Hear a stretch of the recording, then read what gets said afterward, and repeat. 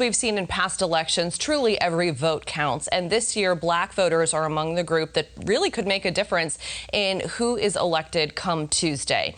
Both President Trump and Joe Biden are pushing for the minority vote right now.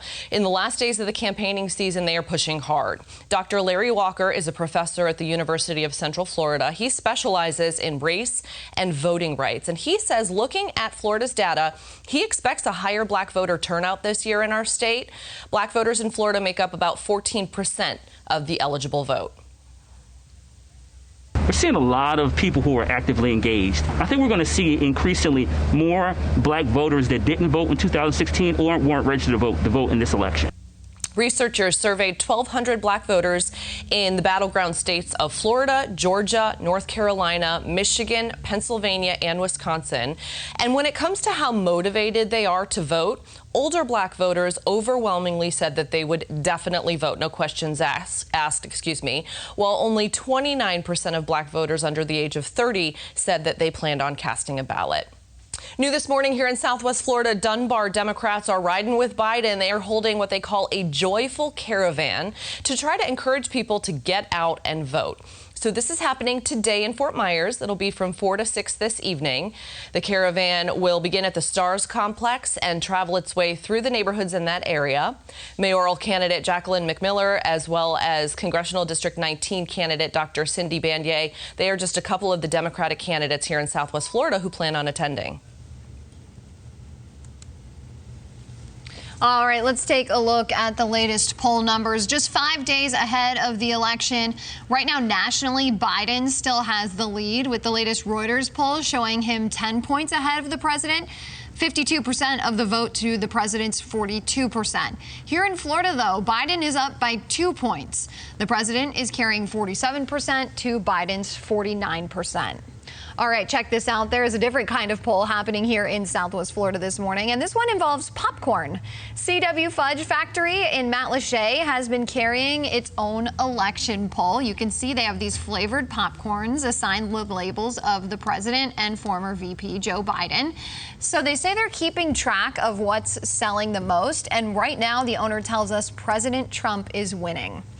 Now, if you run into any issues when we are talking about early voting on election day, even with your mail-in ballot, we want to hear from you. Just email us at the address you see on your screen right here. It's election2020@fox4now.com. You can also go to our website, fox4now.com/election2020. We have more details there, and you can give us a call at the number you see there on your screen as well. Hey, come on, show me the hands, pal. I ain't playing with you because I know you. All right, new this morning, you are looking at police body cam video. This is from an overnight shooting in Waukegan, Illinois. A police officer shot and killed a 19-year-old that was wanted on a warrant. We're told it all started with police pulling over the car. And when the officer walked up and started talking to the teens in the car sped off. So after following a short chase, you could hear the officers commanding the teen to get out of the car and show his hands. But another officer not seen in the video is the one that fired shots, killing that teenager. Here's the thing. The officer did not have his body camera activated, so he has since been fired.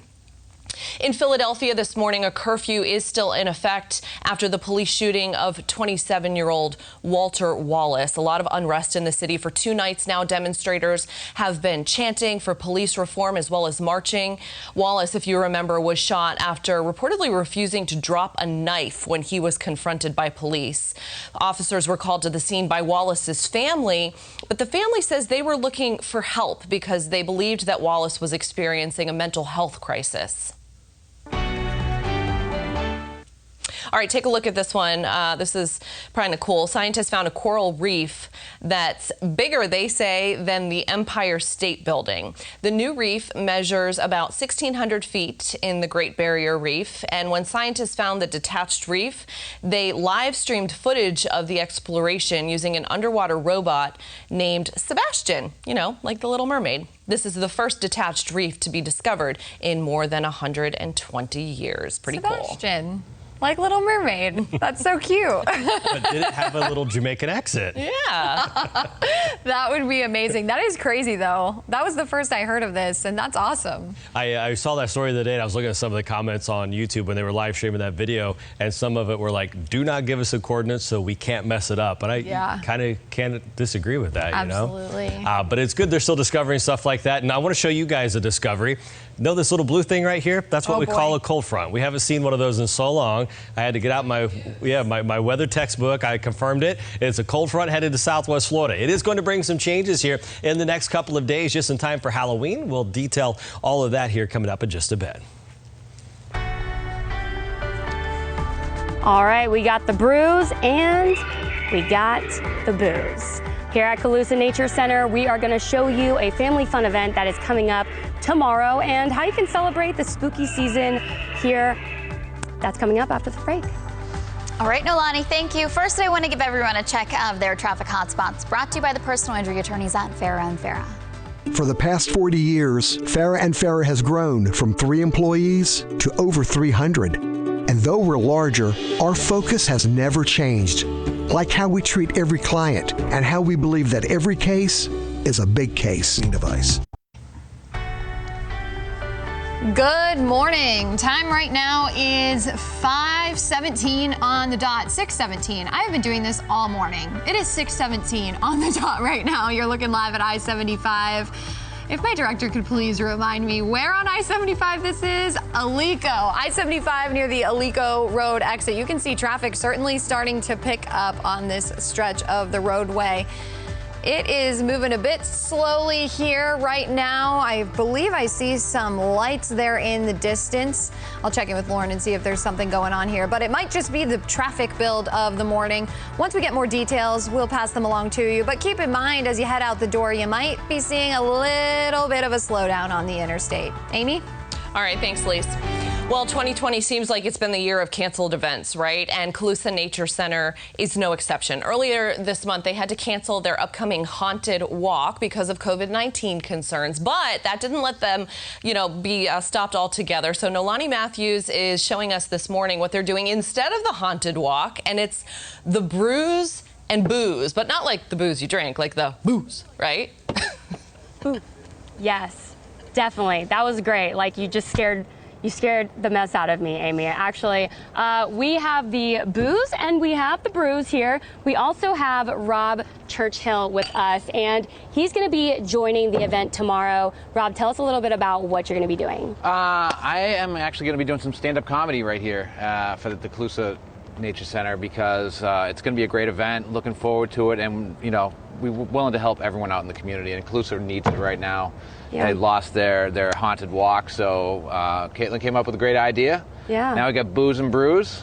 We're going to have this comedy. There's going to be a fire thrower. There's going to be a drum line. There's going to be all kinds of stuff down here. Food, beers. It's going to be amazing. That's awesome. I always say laughing is the best medicine, especially with everything that's going on. I think everybody could use a good laugh.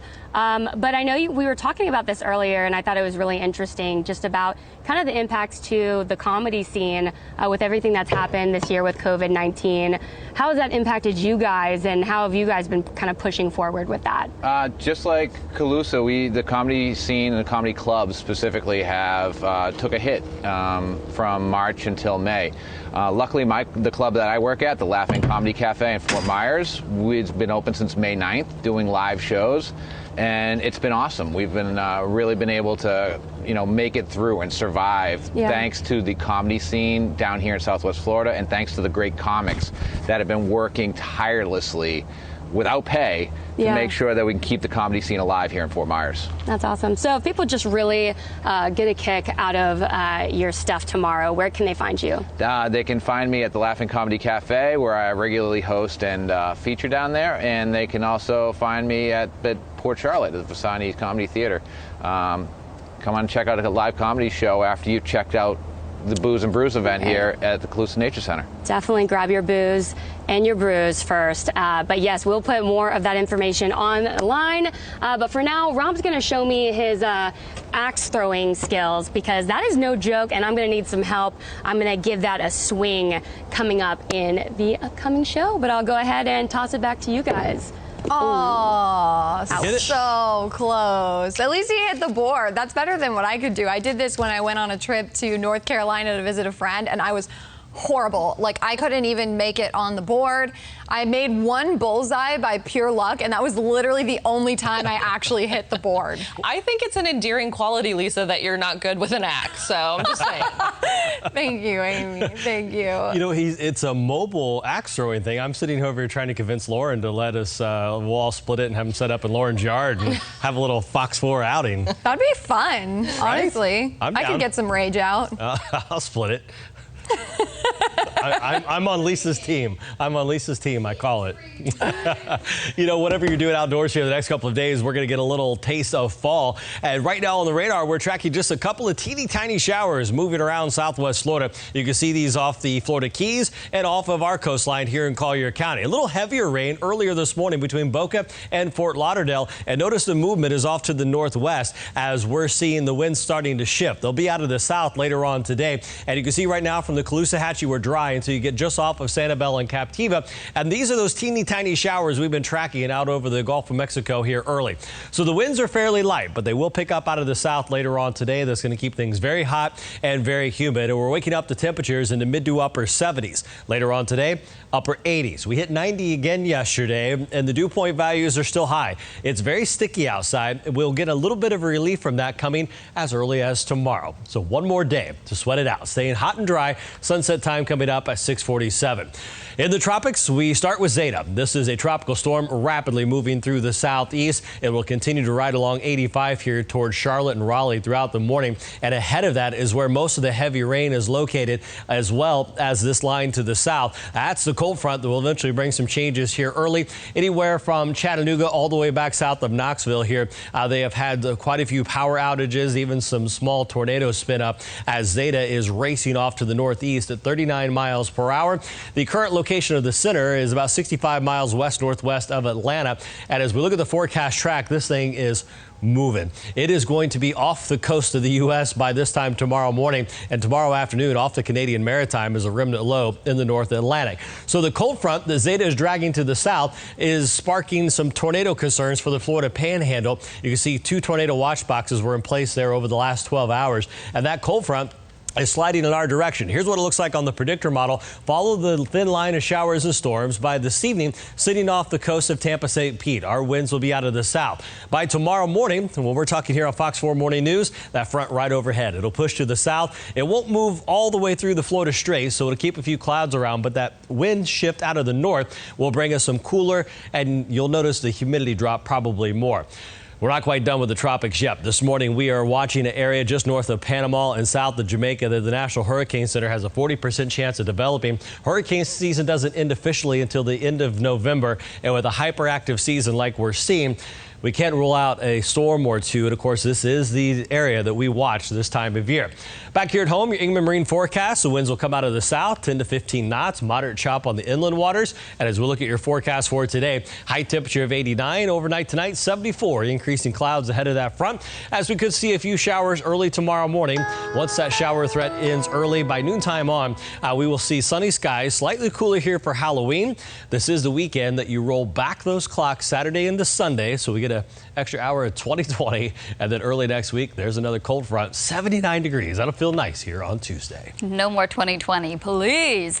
All right, I-75 near Alico Road. I want to go back to the shot. Lisa had this at the top of the block, and we were wondering if there was a crash here because it's pretty congested. However, this is just that typical I-75 and Alico Road traffic that we're dealing with, especially as we head into the peak of the morning rush hour. In addition to that, I want to let you know Florida Highway Patrol told me they have a travel advisory for areas along I-75, specifically Alligator Alley between mile marker 77 to 94. I just checked in with Trent. He says visibility is down to 8 miles, so it's not horrible out there, but if you're headed out that way, make sure you keep in mind it might slow you down just a little bit along the alley. In addition to that, only one crash to talk about. This is in the Lehigh Acres area, State Road 82 and Alabama Road South. We were seeing some slowdowns, especially as you were headed southeast coming as you were approaching Daniels Parkway. That has since improved, so hopefully this clears up pretty soon. Time right now is 6:25, and you are watching Fox 4 Morning News. Time time right now is 6:27. It is a no-go for the Boston Marathon next year. The April race is being pushed back. They've said because of COVID-19 concerns. That's the main reason for canceling the race for now. Right now, they say the new date will likely be sometime in the fall of 2021. More people in Southwest Florida could be losing their jobs. Applebee's and IHOP announced they will be closing up to 100 locations.